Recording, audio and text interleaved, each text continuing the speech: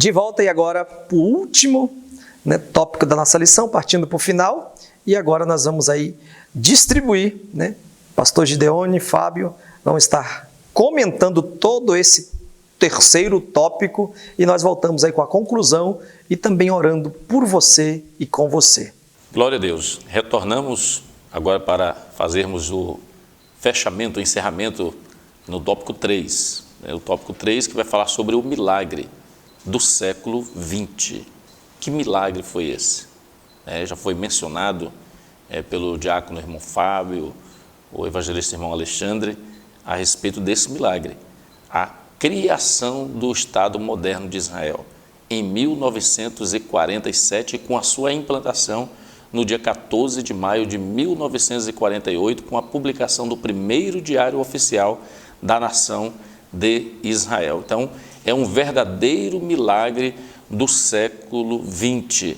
Então, a criação do Estado de Israel é um verdadeiro milagre, é gerenciado não pelo homem, não foi pela vontade do homem, mas pela vontade de Deus. E o instrumento de Deus utilizado, aí sim, aí foi um homem, um instrumento de Deus que foi um brasileiro, Oswaldo Aranha, que foi um instrumento de Deus que presidiu ali a sessão da Organização das Nações Unidas naquela data, presidiu com maestria, utilizou ali dos mecanismos políticos, vamos dizer assim, como instrumento de Deus para poder facilitar de forma coerente, vamos dizer, que a palavra de Deus viesse a ser cumprida ali por intermédio de um brasileiro. E por isso, meu querido irmão Alexandre, meu querido irmão Fábio, o Brasil, a partir daquele momento, em 1948, experimentou uma grande explosão de desenvolvimento.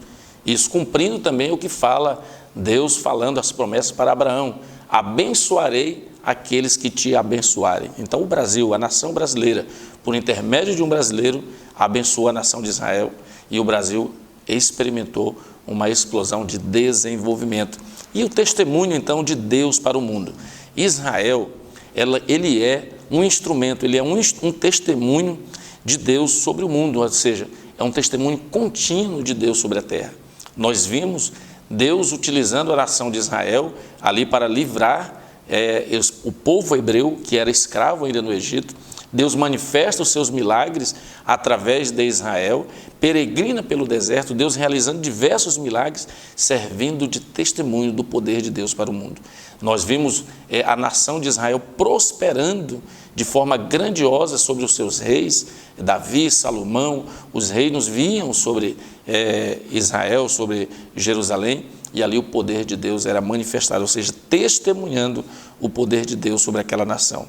Mas o comentador traz aqui que as potências mundiais, ou seja, a Babilônia, a Assíria, a Grécia, Roma, as nações que causaram a diáspora sobre Israel, essas nações não existiriam. E isso aconteceu, isso se cumpriu, não existe.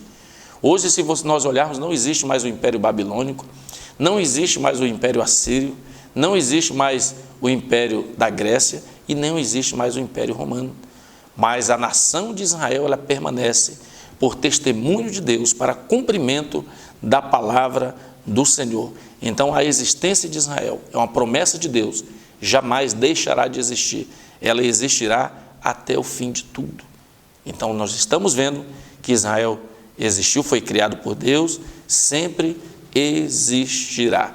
Que Deus em Cristo abençoe a sua vida. Nós estaremos vendo também que o status de Jerusalém entre as nações.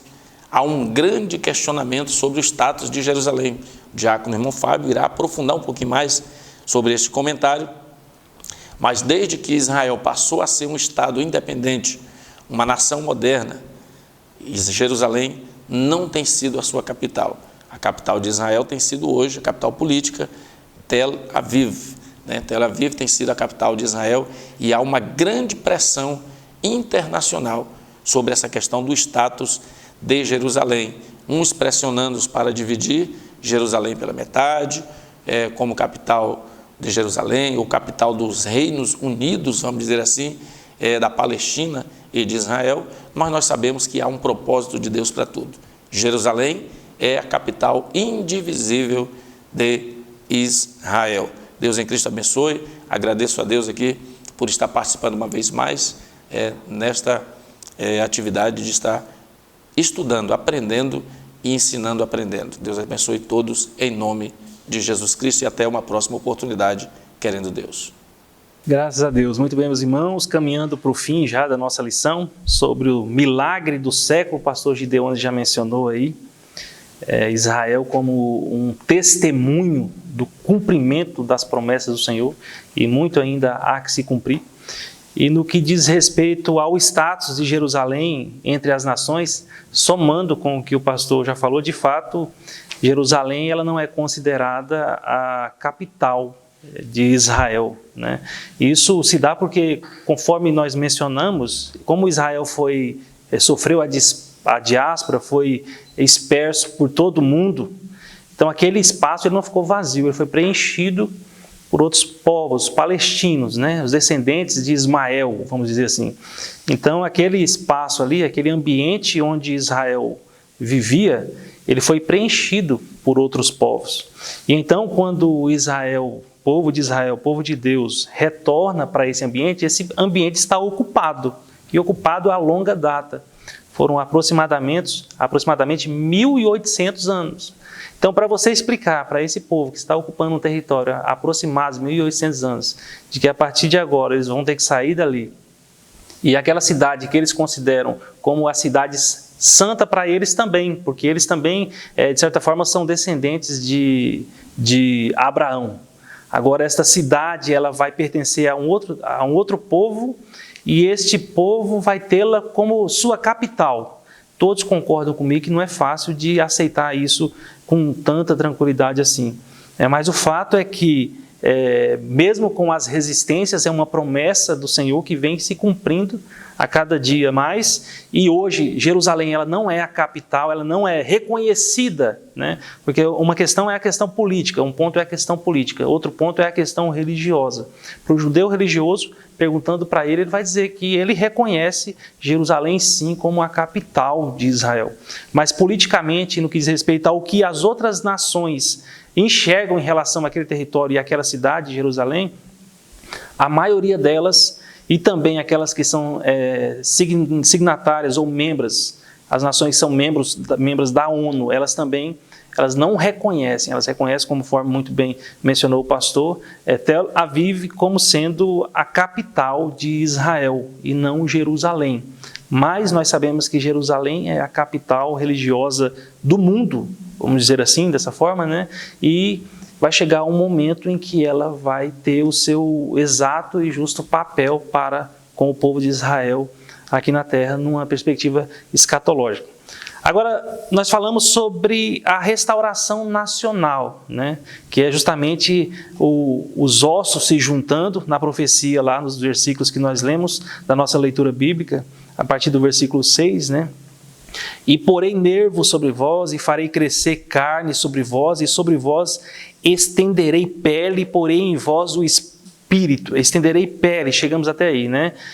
Então, essa primeira parte desse versículo, a gente entende como sendo essa restauração nacional. Tudo aponta, a Bíblia aponta, o comentador concorda, e os raciocínios bíblicos levam a esse entendimento, que é a restauração nacional que ocorreu por ocasião da criação do Estado de Israel, enquanto um ato constitutivo em 47, e enquanto instalação administrativa a partir de 1948. Né? Essa é a restauração nacional. E a restauração espiritual é o que falta. O comentador até coloca essa expressão. Isto é o que falta hoje em Israel. O corpo está pronto.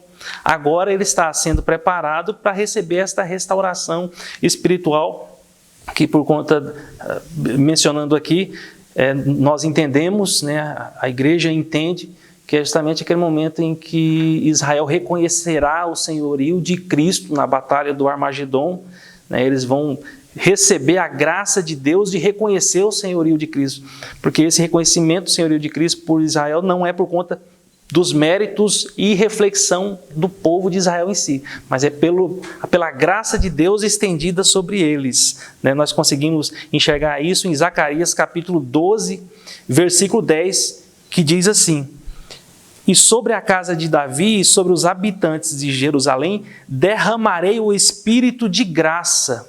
Então, até essa compreensão para o reconhecimento de Jesus, ou de Cristo como o Messias, ela é proporcionada por conta da presença do Espírito de graça, e graça é favor não merecido, por conta das suas próprias reflexões, e que se dará ali por uma consciência trazida pela batalha do Armagedon. Então eles reconhecendo o Senhor, e este corpo, enquanto nação nacional de Israel que recebeu as ligaduras, a carne, os nervos e etc., esse corpo agora receberá o Espírito, será a restauração espiritual da casa de Israel, para ela fazer aquilo para a qual foi constituída. Nosso papel, enquanto outras nações, é aquele dito pelo Salmo. Devemos amar a Israel, e o Salmo, no caso, orar pela paz em Jerusalém. É só interessante pontuar que amar Israel e orar pela paz em Jerusalém também é reconhecer as suas falhas e não aderir cegamente ao que é falha do povo de Israel, mas a nossa oração e a nossa proximidade com esse povo deve ser constante, porque é uma orientação bíblica para todo aquele que deseja prosperar individualmente e enquanto nação, conforme muito bem mencionou o pastor Gideones em sua fala. Chegando ao final de mais uma riquíssima aula, dizemos que dentro do assunto que estudamos, que nem mesmo essas duas diásporas promovidas, a primeira pelos babilônios e assírios, e a segunda pelos romanos, e as constantes perseguições de vários povos antissemitas puderam neutralizar as promessas divinas. Israel sobreviveu a todas as intempéries da vida e existe como uma nação soberana desde 1948. Então, essa visão de ossos secos, ela revela a situação dos judeus na diáspora e, ao mesmo tempo, anuncia de antemão o poder, a misericórdia de Deus em restaurar o seu povo de Israel. Fique com esta palavra e vamos orar. Oramos agora com você e por você.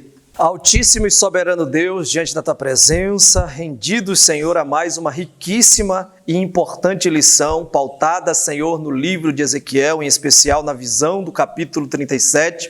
Reconhecemos, Senhor, que quando o Senhor mostra, revela, quando o Senhor, torna claro, Senhor, a situação, a posição de cada um, Senhor, seja ele de forma pessoal, individual, seja ele, Senhor, de forma, Pai, particular em relacionamento contigo, ou de forma coletiva, família, sociedade, igreja, povo.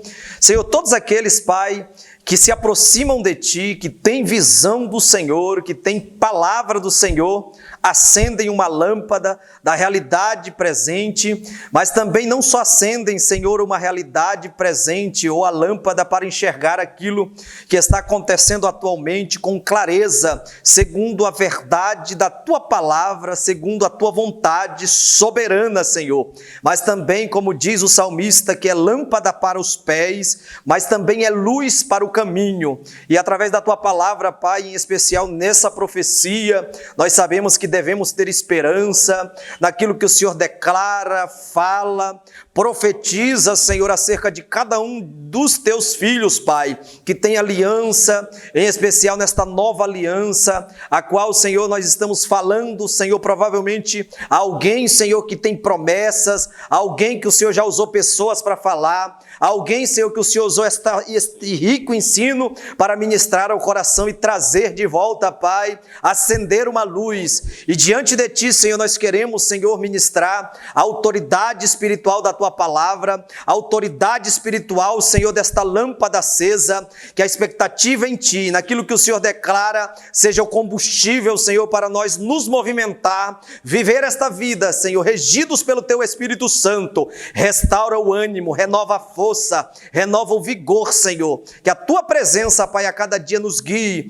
que a tua presença nos dê total certeza e segurança de que o maior lugar e melhor, mais seguro para nós, como filho, para nós como família, como povo do Senhor, é o centro da tua vontade. Em nome de Jesus, Pai, nós oramos e te agradecemos por esta oportunidade e rogamos a ti, Senhor, continua abençoando cada um daqueles que, Senhor, tem tirado um tempo, não só para assistirem, para entrarem ao vivo conosco, mas também, Senhor, para compartilharem este importante material que não tem outro objetivo senão, Senhor, transmitir a tua vontade através da EBD em Família. Assim nós oramos e cremos em nome e para a glória de Jesus. Amém! Deus te abençoe. Até a próxima, se Deus assim nos permitir.